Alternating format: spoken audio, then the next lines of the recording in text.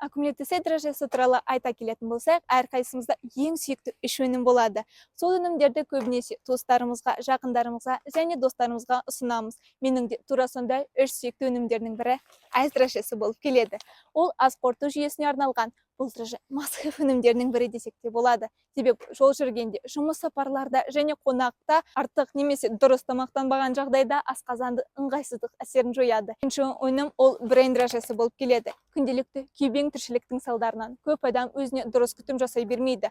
Әсіресе күйзеліс салдарынан, көп ойлаудан, алаңдаушылық және ұмытшақтық осының бәрі ми жұмысының бұзылуына әкеп соқтырады. Брейн дрожжесі ақыл ойдың анықтығын сақтауға, IQ деңгейін және кез келген жағдайда ми ресурстарын пайдалану тиімділігін арттыруға көмектеседі. Келесі өнім ол гроу дрожжесі. Қазіргі уақытта иммунитетті нығайту маңызды. Сол үшін мен осы өнімді ұсынамын. Себебі гроу дрожжесі 320 түрлі антиоксидант